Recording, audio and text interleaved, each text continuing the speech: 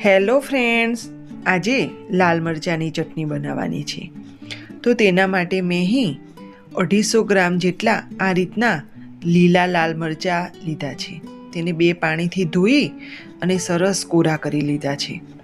પછી તેને પાછળથી આ રીતે ડીંટડું કાઢી અને બધા જ મરચાંને સાફ કરી લઈશું.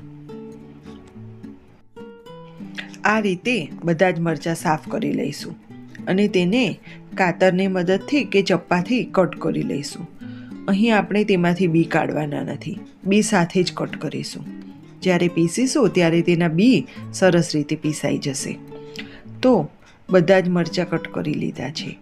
હવે તેની અંદર હું 1 વાડકી જેટલું લસણ એડ કરું છું.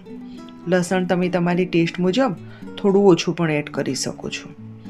તો હવે તેની અંદર 1 ચમચી જેટલું જીરું એડ કરીશું અને અડધાથી પણ થોડી વધારે ચમચી મીઠું એડ કરીશું અને 1 ચમચી જેટલું લીંબુનો રસ એડ કરીશું.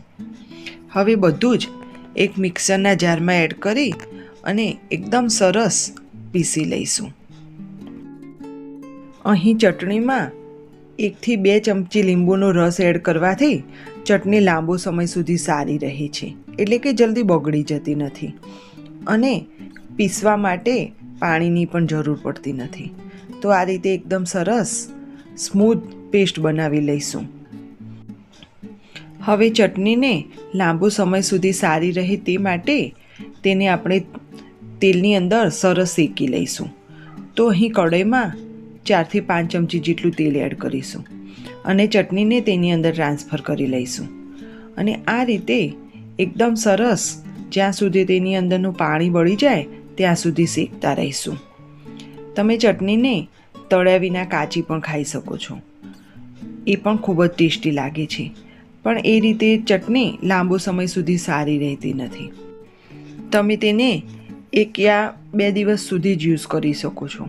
જ્યારે આ રીતે તેલની અંદર એકદમ સરસ શેકી લેવાથી આને તમે લગભગ 10 થી 15 દિવસ સુધી ફ્રીજની અંદર રાખી અને યુઝ કરી શકો છો. પાણી બળી જાય ત્યાં સુધી સતત હલાવતા રહીશું એટલે તેની અંદરથી તેલ છૂટું પડવા માંડશે અને એકદમ સરસ એમાંથી સ્મેલ આવવા લાગશે.